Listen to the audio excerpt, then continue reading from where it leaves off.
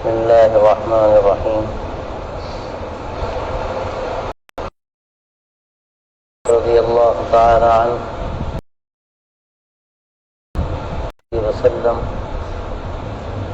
فقالوا ذهب اہل الدثور بالدرجات العلی والنعیم. دولت کی ایک فضیلت ایسی حاصل ہے، عمرہ کرتے ہیں، جہاد کرتے ہیں، صدقہ کرتے ہیں. تو آپ صلی اللہ علیہ وسلم نے فرمایا عدد پورا کرنے کے لیے 33 ہوگا 99 ایک عدد پورا ہو جائے گا. ان میں اس کی فضیلت، میری 2 بیویاں ہیں، آپ دیکھ لیں جو پسند ہو میں طلاق دے دیتا ہوں، آپ اس سے شادی کریں، میری ایک ہو جائے گی ایک آپ کی ہو جائے گی. تو یہ تو کوئی کر ہی نہیں سکتا. ان کا نہیں، یہ تو ان کا کام تھا حضرات انصار کا. حضرات مہاجرین نے کہا کہ نہیں اس کی ضرورت نہیں، ہمیں تو تم ایسا کرو کہ بازار کا پتہ بتا دو، بازار کا پتہ بتا دو اور ہم کاروبار کر لیں گے. ہمیں تو عادت ہے، ہم تاجر لوگ ہیں.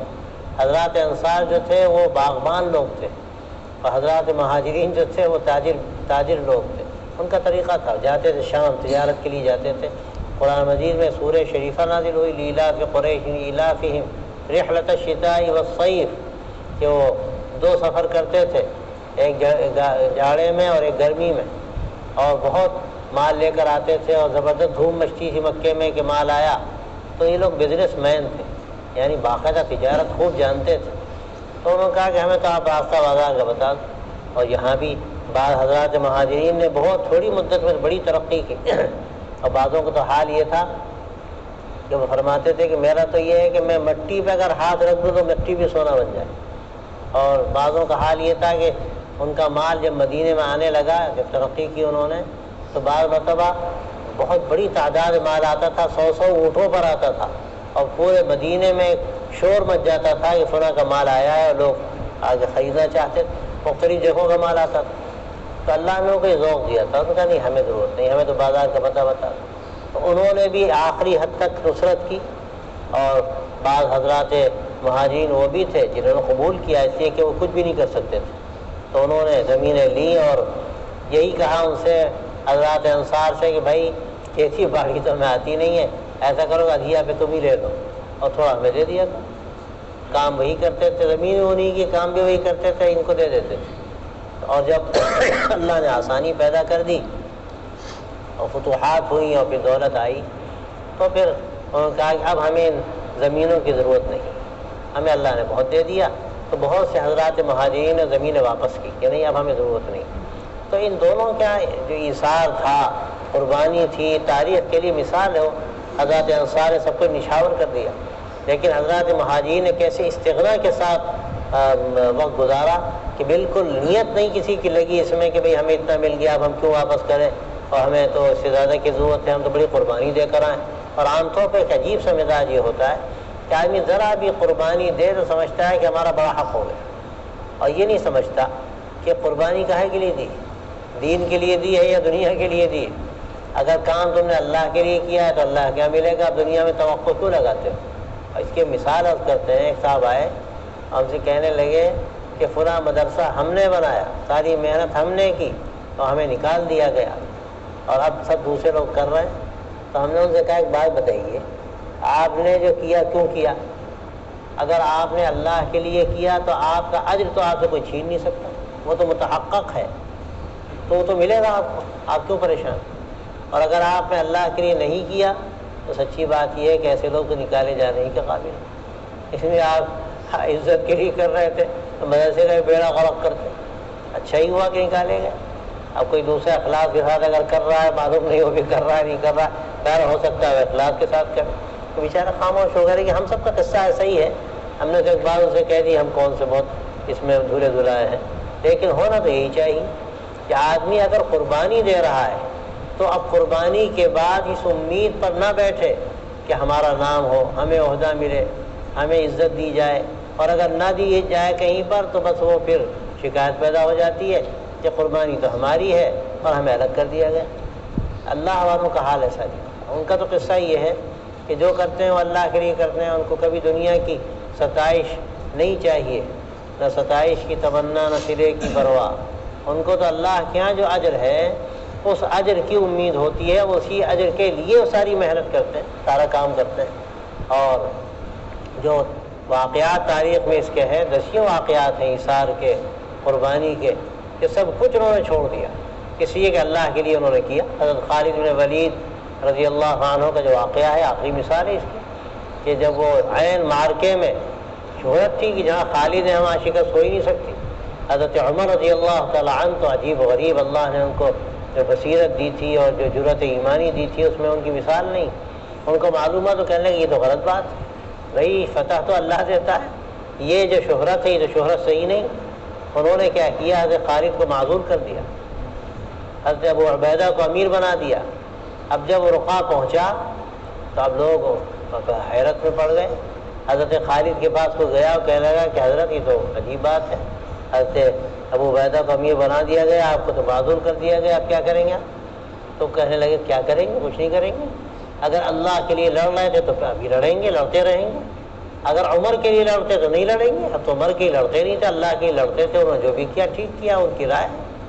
تو یہ ان حضرات کا طریقہ تھا کہ ساری قربانیوں کے باوجود یہ مشہور تھا کہ جہاں خالد ہے وہاں فتح ہوگی۔ کوئی اور ہوتا، کوئی جنرل ہوتا، کرنل ہوتا تو کہتا میاں اب ہم بتاتے ہیں، ابھی بغاوت کرتا اور ٹھیک کر دیتا، لیکن ان کا ہر کام اللہ کے لیے۔ یہ ایک نہیں، نہ جانے کتنے واقعات ہیں۔ حضرت حسن رضی اللہ تعالیٰ عنہ کو حضرت علی کے بعد خلیفہ بنا لیا گیا، معمولی بات نہیں تھی خلیفہ بن جانا، لیکن انہوں نے دیکھا کہ اب معاملہ ایسا ہے کہ اگر حضرت معاویہ رضی اللہ عنہ سے صلح نہیں ہوگی تو خون بہتا رہے گا، تو انہوں نے آسانی کے ساتھ حضرت معاویہ سے صلح کر لی اور خلافت سے دستبردار ہو گئے۔ چاہتے تو کہ اڑ جاتے کہ نہیں ہم تو یہ خلافت ہمیں ملی، ہم چھوڑیں گے نہیں۔ تو انہوں نے دیکھا کہ اب اگر یہ بات آگے بڑھے گی تو نقصان ہو، تو انہوں نے آسانی سے خلافت چھوڑ۔ تو یہ قربانیوں کی تاریخ ہے پوری، ان حضرات کے ہاں جو ایثار تھا مزاج میں، قربانی تھی، جو کرتے تھے وہ اللہ کے لیے کرتے تھے، پھر یہ امید نہیں ہوتی تھی ان کو کہ دنیا میں اس کا کچھ صلہ ملے، وہ آخرت کے ثواب کی امید رکھتے تھے۔ اصل یہ ہے۔ تو یہ جو بیچارے غریب مہاجرین تھے، ان میں ایک بڑی تعداد ایسے لوگوں کی تھی جو زیادہ بزنس وغیرہ سے بھی واقف نہیں تھے اور کھیتی باڑی بھی نہیں جانتے تھے۔ تو ان کا معاملہ ایسا تھا کہ بس ان کا کسی طرح گزارا ہو جاتا تھا، اور ایک تعداد ان میں ایسے حضرات کی تھی جو صفے میں مقیم تھے۔ صفہ نبوی، مسجد نبوی میں ایک چبوترا تھا جو آپ صلی اللہ علیہ وسلم نے تعلیم کے لیے گویا کہ بنا دیا تھا کہ جو تعلیم حاصل کرنے والے آتے ہیں وہ وہاں پر قیام کریں، گویا مدرسہ تھا، پہلا مدرسہ، پہلا دارالاقامہ، وہیں رہتے تھے سارے حضرات۔ اور ان حضرات کا قصہ یہ تھا کہ یہ سب چھوڑ چھاڑ کے آ جاتے تھے، نہ کمانا اور نہ اس کا کوئی انتظام۔ ان کے بارے میں آتا ہے کہ آپ صلی اللہ علیہ وسلم کہیں سے کوئی صدقہ آتا تھا تو ان کے پاس بھیجتے تھے کہ ان کا کام چلے۔ ایک واقعہ اسی سلسلے میں ہے کہ حضرت ابو ہریرہ رضی اللہ تعالیٰ عنہ بہت بھوکے ہو گئے، ایک مرتبہ آپ صلی اللہ علیہ وسلم کے پاس آئے تو ایک دودھ کا پیالہ کہیں سے آیا، تو آپ صلی اللہ علیہ وسلم نے ان سے کہا کہ دیکھو پیالہ دودھ کا آیا ہے، مگر دیکھو تمہارے اور ساتھی بھی تو ہیں، سب کو بلا لاؤ۔ تو اب دل میں انہوں نے سوچا کہ میں تو اتنا بھوکا تھا، آیا تھا، اب یہ دودھ کا پیالہ ہے، ایک ہی پیالہ کتنوں کو بھلا ہوگا، یہ سارے اتنے وہاں بہت سارے بیٹھے ہیں، لیکن ظاہر حضور کا حکم تھا بلا کے لے آئے۔ اب آپ نے فرمایا سب کو پلاؤ، دل میں خیال آیا کیا تو ہمیں کیا خاک ملے گا، سب کا حکم تھا، پلانا شروع کر دیا۔ اللہ کی طرف سے برکت ایسی نازل ہوئی کہ ایک پیالے میں نہ جانے کتنوں نے پیا، کبھی کبھی 40 رہتے تھے، 70 تک کا بھی تذکرہ بعضوں میں آتا ہے بعض روایتوں میں۔ تو اب نہ جانے اس وقت کتنے تھے، سب کو پلایا گیا ایک پیالے میں، سب کا پیٹ بھر گیا۔ حضرت ابو ہریرہ رضی اللہ تعالیٰ عنہ کنکھیوں سے دیکھ رہے ہیں، آپ بھی ان کو دیکھ رہے ہیں۔ جب سب نے پی لیا تو فرمایا کہ اب تم پیو۔ آپ نے سوچا ہوگا پہلے تو حضور کو پینا چاہیے، آپ فرمایا نہیں پہلے تم پیو۔ اب انہوں نے پینا شروع کیا، پیٹ بھرنے لگا، کہ اور پیو، ہٹا دیا مجھے، کہہ رہی اور پیو، تو کہنے اللہ کے رسول اب تو لگتا ہے حلق تک آ گیا۔ تو آخر میں آپ صلی اللہ علیہ وسلم نے پیا۔ تو یہ حضرات کا حال تھا، خود فرماتے ہیں کبھی کبھی بھوک کی وجہ سے میں مسجد نبوی میں گر جاتا تھا اور لوگ سمجھتے تھے کہ مرغی کا دورہ پڑا ہے، لوگ سمجھتے تھے کہ مرغی کا دورہ پڑا ہے، مرغی کا دورہ نہیں ہوتا تھا، بھوک کی شدت کی وجہ سے ایسا ہوتا ہے۔ تو ایک بڑی تعداد فقراء مہاجرین کی تھی اور دوسرے حضرات کی تھی جو وہاں پر آ کر پڑ گئے تھے۔ تو اب انہوں نے دیکھا کہ جو دولت والے ہیں تو بہت مزے میں ہیں، سارے کام کرتے ہیں، جو تسبیحات ہم پڑھتے ہیں وہ بھی پڑھتے ہیں، لیکن مزید ان کو نعمت یہ حاصل ہے کہ جب چاہتے ہیں حج کرنے چلے جاتے ہیں، عمرہ کرنے چلے جاتے ہیں، صدقہ کرتے ہیں، خیرات کرتے ہیں، وہ ہم نہیں کر پاتے۔ تو حضور اقدس صلی اللہ علیہ وسلم کی خدمت میں حاضر ہوئے، یہ ان کے شوق کی بات ہے۔ ہر ایک کو شوق تھا کہ اللہ تعالیٰ وہاں پر مقام دے، جنت میں اللہ تعالیٰ زیادہ اور بلندی عطا فرمائے، نعمت عطا فرمائے۔ اس شوق میں انہوں نے کہا کہ اللہ کے رسول، ان کو سب کچھ حاصل ہے، ہم محروم۔ تو آپ نے فرمایا کہ یہ تسبیحات ہیں، اس کو تسبیح فاطمی بھی کہتے ہیں، آگے روایت آ رہی ہے، اس میں اس کی وضاحت ہو جائے گی کہ تسبیح فاطمی کیوں کہتے ہیں۔ فرمایا کہ یہ تسبیحات پڑھو، سبحان اللہ والحمدللہ اللہ اکبر، یہ 33 مرتبہ پڑھو، تو تمہیں وہی سب کچھ مل جائے گا جو دولت والوں کو مل رہا ہے، جو خرچ کر رہے ہیں، عمرہ کر رہے ہیں، حج کر رہے ہیں، اور اللہ ان کو توفیق دیتا ہے، صدقہ و خیرات کر رہے ہیں، تو ان کو جو کچھ ثواب مل رہا ہے تمہیں ان تسبیحات سے وہ ثواب ملے گا۔ ہاں اگر وہ تسبیحات دوسرے لوگ بھی پڑھنے لگے تو ظاہر ہے وہ چیز ان کو بھی حاصل ہو جائے گی۔ تو اب قصہ وہی پیش آیا، یہاں تو نہیں ہے لیکن دوسری روایتوں میں آتا ہے، سب کے سب تو سباق الخیر چکر میں رہتے تھے، کہاں سے اللہ کے یہاں خزانہ ملے گا۔ دنیا کے خزانوں کی فکر ہم کو رہتی ہے، ان کو آخرت کے خزانوں کی فکر رہتی تھی۔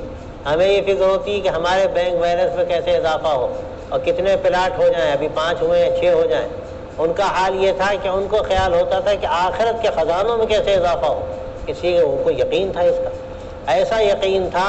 حضرت علی رضی اللہ تعالیٰ عنہ یہاں تک کہتے تھے کہ جنت و دوزخ کا ہمیں ایسا یقین ہے کہ اگر سامنے بھی لے آئی جائیں تو ہمارے یقین میں اضافہ نہیں ہوگا۔ یہ ان کی یقین کا حال تھا۔ ظاہر ایسا یقین جب پیدا ہو جائے گا، ہمیشہ کی زندگی کا یقین، تو آدمی اس کی فکر کرے گا یا دنیا کے ٹھیکروں کی خاطر اپنی جان دے گا، جیسے ہم لوگ اپنی جان دیتے ہیں، مرتے ہیں ایک دوسرے کے لیے، جھگڑتے ہیں، اس کے لیے نہ جانے کیا کیا کرتے ہیں۔ تو یہ ان حضرات کا حال تھا۔ اب صحابہ جو مالدار تھے ان کو پتہ چلا کہ غریب صحابہ جو ہیں وہ گئے تھے، ان کو تو ایک وظیفہ مل گیا اور ہم سے آگے پہنچ جائیں گے۔ اب ان کو پتہ چلا اور پڑھنا شروع کر دیا۔ تو اب پھر وہ آئے کہ اللہ کے رسول ہو، تو پھر وہ بھی پڑھنے لگے۔ تو آپ نے فرمایا بھئی یہ تو اللہ کا فضل ہے، جس کو چاہتا ہے عطا فرماتا ہے، یہ اللہ کا فضل ہے، جس کو چاہتا عطا فرماتا ہے۔ اور بعض روایتوں میں اس کا بھی اندازہ ہوتا ہے کہ اگر آدمی کسی خیر کا کام، کوئی خیر کے کام کی نیت رکھتا ہے لیکن اس کے پاس اس کے اسباب نہیں ہیں، تو اللہ تبارک و تعالیٰ اس کا اجر اس کو عطا فرماتے ہیں۔ اب اگر کوئی نیت کر لے کہ ہمیں ساری دنیا مل جائے، ہم سب اللہ کے راستے میں صدقہ کر دیں گے اور سب ہم لٹا دیں گے، ہم اپنے اوپر ایک حبہ نہیں لگائیں گے، تو اللہ تعالیٰ پورے یقین کے ساتھ کوئی نیت کرتا ہے تو اس کو عنایت فرما دیں گے، اللہ تعالیٰ اس کو دے دیں گے، کوئی پوری دنیا صدقہ کرنے کا ثواب ملے گا۔ یہ اللہ کی ایسی نعمت ہے، جیسے بعض روایتوں میں آتا ہے کہ نیت المؤمن خیر من عملی، کہ مومن کی نیت اس کے عمل سے بہتر ہے۔ تو نیت کیا ہے؟ جو نہیں کر سکتا، جس کے اسباب اس کے پاس نہیں، نیت تو کر سکتا ہے۔ آدمی نیت کر لے پورے صدق دل کے ساتھ تو کیا بعید ہے کہ اللہ تبارک و تعالیٰ اس کی نیت پر پورا اجر اس کو عطا فرما دے، جو اجر شاید عمل پہ نہ ملتا۔ اس لیے کہ آدمی عمل کرے گا، عمل میں کوتاہیاں ہو سکتی ہیں، عمل میں ہو سکتا ہے نیت میں کہیں کھوٹ پیدا ہو جائے، کہیں دکھاوا پیدا ہو جائے اور وہ عمل ناقص ہو جائے۔ لیکن اگر صرف نیت کی ہے، اسباب نہیں ہے، اس امید میں ہے کہ جیسے ہی اسباب ہوں گے میں کروں گا، تو کیا بعید ہے کہ عمل سے زیادہ اللہ تعالیٰ اس کو نیت پر عطا فرما دے۔ تو یہ یقیناً ان کے لیے ایک راستہ تھا۔ اور بعض باتوں سے اندازہ ہوتا ہے کہ اب وہ چونکہ چاہتے تھے کہ اگر دولت ہوگی تو صدقہ کریں گے، تو کیا بعید ہے کہ اللہ تبارک و تعالیٰ ان کو وہ اجر بھی عطا فرما دے۔ تو نیت بڑی چیز ہے، آدمی بڑی سی بڑی نیت کر سکتا ہے، ہم دین کا یہ کام کریں گے، ایسا کریں گے۔ یہ نیت اگر آدمی کے اندر ہے، پھر اس کے اسباب نہیں ہیں، نہیں کر سکا، وہ کوشش کرتا رہا، تو اللہ تبارک و تعالیٰ اس کو عمل کرنے والوں کا ثواب عطا فرمائیں گے۔ یہ اللہ کی نعمت ہے۔ وعن علی بن ابی طالب رضی اللہ عنہ ان رسول اللہ صلی اللہ علیہ وآلہ وسلم قال له ولفاطمة رضي الله تعالى عنها إذا آويتما إلى فراشكما أو أخذتما مضاجعكما فكبرا 33 وسبحا 33 واحمدا 33، وفي رواية التسبيح 34، وفي رواية التكبير 34۔ یہ جو روایت یہاں نقل ہوئی ہے، مختصر نقل ہوئی ہے، اس کا پورا قصہ یہ ہے کہ ایک مرتبہ آپ صلی اللہ علیہ وسلم کے پاس کہیں سے غلام اور باندی آئے مال غنیمت میں. حضرت فاطمہ رضی اللہ تعالی عنہا کا اس وقت حال یہ تھا کہ بڑی مشقت ہوتی تھی. چکی پیسنا، پانی بھر کر لانا مشق میں. بعض روایتوں سے معلوم ہوتا ہے کہ مشق میں پانی بھر بھر کر لاتی تھیں تو ان کے جسم پر جا بجا نشان پڑ گئے تھے اس کے. اور آٹا پیستی تھی تو بھی تھے، تو باہر نکلے تو ان کو ایک درہم ملا، وہ درہم لے آئے وہ، اور اس کے بعد کہیں سے انہوں نے کچھ انتظام کیا. بعد میں آپ صلی اللہ علیہ وسلم سے انہوں نے ارشاد فرمایا، تو آپ صلی اللہ علیہ وسلم نے فرمایا کہ اب اگر کسی کا وہ ہے تو اس کو ادا کیا جائے. اگر وہ درہم کسی کا ہے تو ادا کیا جائے، ورنہ اللہ کی طرف سے گویا کہ تمہیں مل گیا. اور عام طور پر آپ کا معمول یہ نہیں تھا. آپ صلی اللہ علیہ وسلم ناپسند فرماتے تھے کہ کوئی چیز ایسی لے لی جائے کہ جو کسی کی نہ ہو، جس کے بارے میں پتہ نہ ہو. اور خاص طور سے اہل بیت کے بارے میں حضرت حسنین رضی اللہ تعالیٰ عنہ کے واقعات بھی ہیں. ایک مرتبہ ایسے ہی حال رہا ہوگا، کہیں کھجور پڑا ہوا تھا، حضرت حسن نے یا حضرت حسین نے اس کو منہ میں رکھ لیا، تو آپ نے فرمایا کہ نہیں، تھوکو اس کو، یہ تمہاری جائز نہیں ہے. آپ صلی اللہ علیہ وسلم نے فرمایا، بعض روایتوں سے اندازہ ہوتا ہے کہ فرمایا صدقے کا بھی ہو سکتا ہے اور صدقہ تمہارے لیے درست نہیں ہے. تو آپ اس کو پسند نہیں کرتے تھے، لیکن اس وقت کوئی حال رہا ہوگا، اس کی وجہ سے آپ نے بات فرمائی، یا آپ کو معلوم ہو گیا ہوگا کہ یہ صدقے کا نہیں ہے اور صحیح ہے. تو یہ ان حضرات کا حال ہوتا تھا کہ فاقے کی نوبت آتی تھی، کئی وقت کبھی کبھی فاقہ ہوتا تھا، کبھی قرض لینے کی نوبت آتی تھی اور مشقت اٹھانی پڑتی تھی. تو حضرت علی نے حضرت فاطمہ رضی اللہ تعالیٰ عنہ سے کہا کہ ایک کام کرو، بہت سے غلام باندی آئیں، تم چلی جاؤ اور ایک باندی اگر مل جائے تو اللہ کے رسول صلی اللہ علیہ وسلم سے لے آؤ، تو وہ پانی بھر دے گی، تمہارا چکی پیسی پڑتی ہے تو میں تمہارا ہی کام ہو جائے گا. حضرت فاطمہ رضی اللہ عنہ گئیں تو اتفاق سے آپ نہیں ملے، آپ کہیں تشریف لے گئے ہوں گے. حضرت عائشہ رضی اللہ تعالیٰ عنہ سے انہوں نے بتایا، آنے کا مقصد بتایا کہ میں اس مقصد سے آئی تھی، آپ بتا دیجئے گا. تو جب آپ تشریف لائے تو حضرت عائشہ نے بتایا کہ فاطمہ آئی تھیں، ان کا یہ مقصد تھا. تو آپ صلی اللہ علیہ وسلم خود تشریف لے گئے حضرت فاطمہ کے گھر، اور روایتوں میں آتا ہے کہ وہ دونوں حضرات وہاں تھے، حضرت علی بھی غالباً تھے، حضرت فاطمہ بھی تھیں. آپ وہاں داخل ہوئے اور فرماتی ہیں کہ بہت قریب آپ تشریف لائے کہ لگا جیسے سینے پر اس کی ٹھنڈک، آپ صلی اللہ علیہ وسلم کی ٹھنڈک مجھے محسوس ہو رہی. آپ نے فرمایا کہ تم آئی تھیں ایک باندی کے لیے، مگر میں تمہیں اس سے بہتر راستہ بتاتا ہوں. اور پھر ان کو آپ صلی اللہ علیہ وسلم نے ان تسبیحات کی تلقین فرمائی جن کا یہاں پر تذکرہ ہے. اسی مناسبت سے ان کو تسبیح فاطمی کہا جاتا ہے. آپ صلی اللہ علیہ وسلم نے فرمایا کہ جب تم لیٹنے کے لیے جاؤ بستر پر تو بہتر یہ ہے کہ 33 مرتبہ سبحان اللہ پڑھو، 33 مرتبہ الحمدللہ پڑھو، 33 مرتبہ اللہ اکبر پڑھو. بعض روایتوں میں کہ 34 مرتبہ سبحان اللہ پڑھو، بعض روایتوں میں کہ 34 مرتبہ اللہ اکبر پڑھو. تو یہ تسبیح فاطمی آپ صلی اللہ علیہ وسلم نے ان کو بتائی کہ تم یہ پڑھ لو، یہ تمہارے لیے غلام سے زیادہ بہتر. آپ صلی اللہ علیہ وسلم کا یہ معمول تھا کہ آپ اپنے گھر والوں کے لیے دنیا کی فراخی پسند نہیں فرماتے تھے، اور آپ نے دعا فرمائی تھی، اللہم اجعل رزق آل محمد قوتا، اے اللہ آل محمد کا رزق بقدر ضرورت رکھ، یعنی ان کو اتنا دے کام چل جائے، زیادہ نہ ان کو ملے. تو آپ صلی اللہ علیہ وسلم نے اسی لیے حضرت فاطمہ نے جب باندی چاہی تو ان کو بجائے باندی دینے کے ایک تسبیح بتا دی، تو اس کو پڑھو. اس سے اندازہ ہوتا ہے کہ آدمی دنیا سے جینا لگائے جہاں تک ہو سکے، بقدر ضرورت دنیا حاصل کرے، اس کی اجازت ہے، لیکن دنیا سے جی نہ لگائے. تو بات کہی جاتی ہے کہ دنیا اگر ہے بھی تو جیب میں رکھے، دل میں نہ رکھے. بہت سے لوگ ہیں جو جیب میں رکھے نہ رکھے دل میں رکھتے ہیں، اور ظاہر ہے جب دل میں دنیا آئے گی تو اللہ دل سے نکل جائے، پھر نور دل سے نکل جائے گا. اس لیے کہ دل جو بنایا ہے اللہ تبارک و تعالیٰ نے، اس کو بہت بلند کیا ہے، اور اصلاً اس کو بنایا اپنی رحمتوں کے لیے، اپنی تجلیات کے لیے، اپنے انوار کے لیے اللہ نے دل کو بنایا.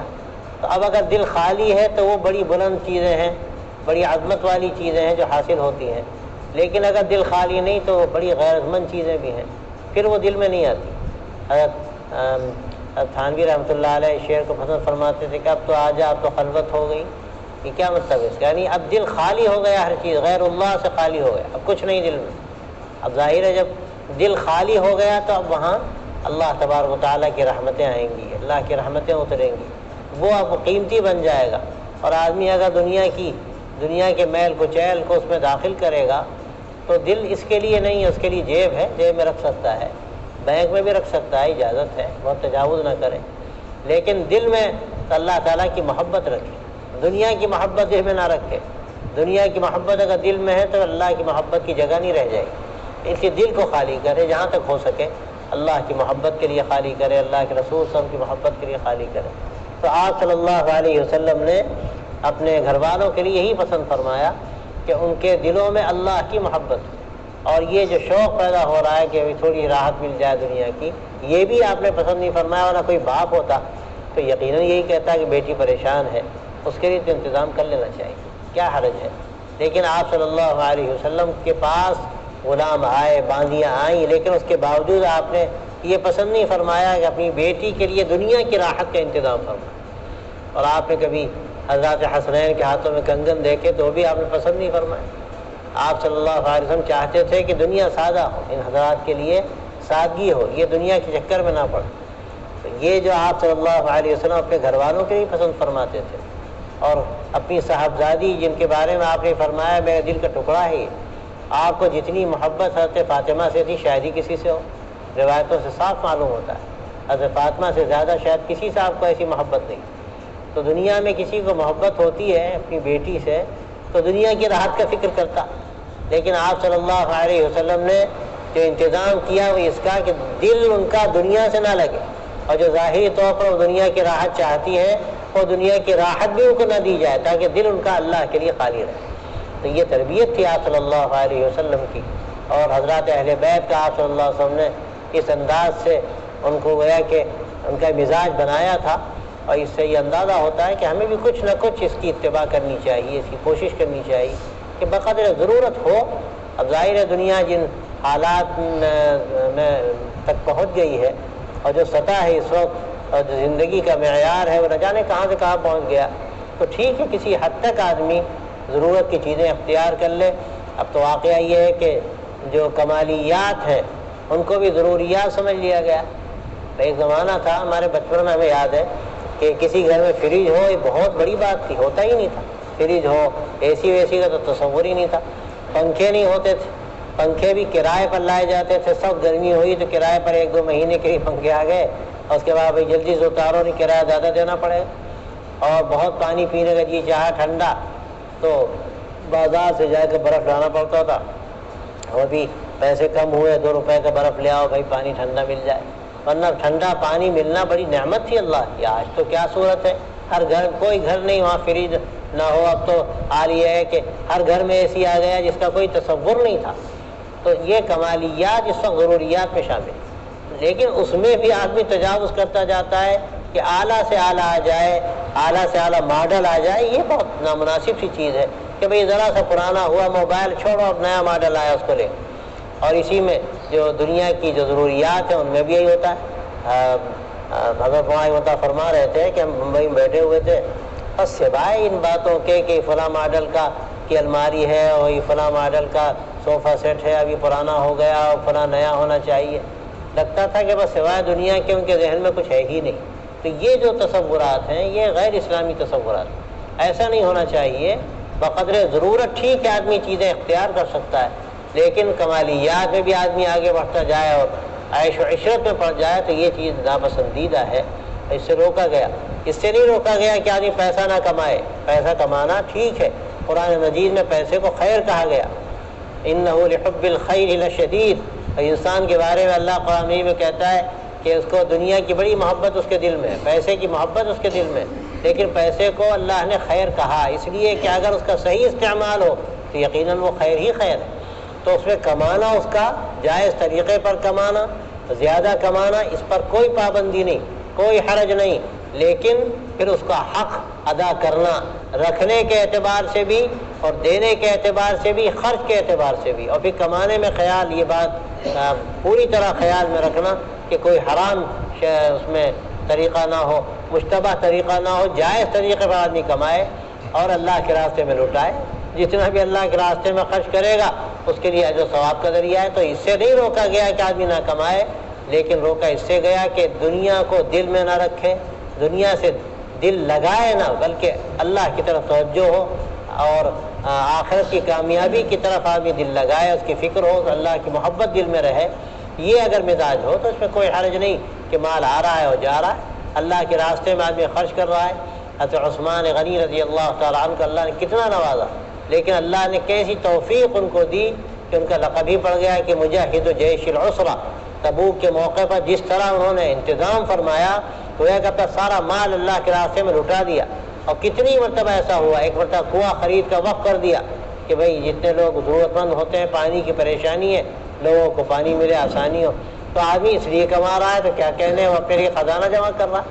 لیکن یہ کہ بس پھر وہ صرف اس فکر میں لگ جائے کہ آج ہمارے پاس 2 فلیٹ ہیں، 3 ہو جائیں، اور 3 ہے تو 5 ہو جائیں، جیسے عام مزاج اس وقت ہے کہ آدمی آگے بڑھتا جاتا ہے اور شیطان یہ پٹی پڑھاتا ہے کہ بھئی اور زیادہ آ جائے گا تو اور خرچ کریں گے، لیکن پھر خرچ کرنے کی نوبت نہیں آتی، آتا ہی رہتا ہے، یہاں تک کہ پھر دنیا میں ڈوب جاتا ہے اور چاہتا بھی ہے تو خرچ نہیں کر پاتا۔ جیسے کہ حدیث میں مثال دی گئی ہے بخیل کی کہ جیسے کوئی زرہ جو لوہے کا لباس ہوتا ہے، وہ اس کو جکڑے ہوئے ہو، وہ اگر خرچ کرنا بھی چاہے تو وہ لباس اور جکڑ دیتا ہے، اس کو، اس کے ہاتھ ایسے جکڑ جاتے ہیں تو چاہے تو خرچ کرنا مشکل، اور جو خرچ کرنے والا خرچ کرتا ہے تو لباس کھلتا ہے، اور خرچ کرتا ہے تو اور کھلتا ہے، اس کے لیے دینا اور آسان ہوتا ہے۔ تو دینے والا جو ہے اللہ تعالیٰ اس کو نوازتے رہتے ہیں۔ حدیث میں آتا بھی ہے کہ اللہم اعط منفقا خلفا واعط ممسکا تلفا، یا اللہ جو دینے والا ہے اس کو بدل دے، اور جو روکنے والا ہے اس کا مال ہلاک ہو جائے۔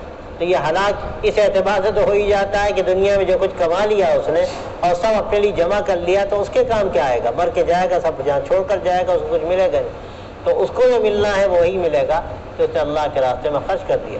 تو اس سے نہیں روکا گیا کہ آدمی دولت کمائے نہ کمائے، لیکن اول تو دل نہ لگائے، اور دوسرے یہ کہ اس میں منہمک نہ ہو، بلکہ اللہ کے راستے میں دیتا رہے۔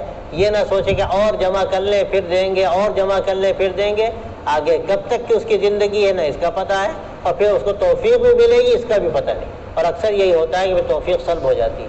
بہت سے لوگ کہتے ہیں ہم باہر کمانے جا رہے ہیں اور کما کر آئیں گے، پھر اللہ کے کام میں، اللہ کے دین میں لگیں گے۔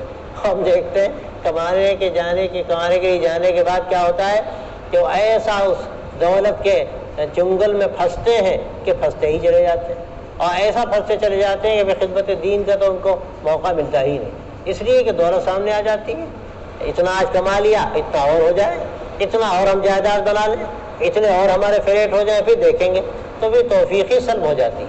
تو یہ بڑا نازک مرحلہ ہوتا ہے، آدمی اس میں احتیاط بھی کرے، اور دوسرے یہ کہ اپنی نیت کو مضبوط کرے، اور پہلے ہی مرحلے میں اللہ جو کچھ دے رہا ہے اسی میں خرچ کرے تو اللہ تعالیٰ اسی میں برکت بھی دیتے ہیں، اور اللہ تعالیٰ کی طرف سے اس میں آسانیاں پیدا ہوتی ہیں، اور بہت تھوڑے میں اللہ تبارک و تعالیٰ ایسے لوگوں کا بہت زیادہ کام کرا دیتے ہیں۔ برکت اسی کا نام ہے کہ جو کام دوسرے کا 10 روپے میں ہوگا وہ ایسے لوگوں کا 2 روپے میں ہو جاتا ہے، اور اس کا تجربہ بھی سب کو ہوگا کہ جو لوگ اس طرح ترتیب سے زندگی گزارتے ہیں اللہ تعالیٰ ان کے تھوڑے مال میں بھی بڑی برکت عطا فرماتا ہے۔ سبحان اللہ، سبحانک اللہم و بحمدک، اشہد ان لا الہ الا انت۔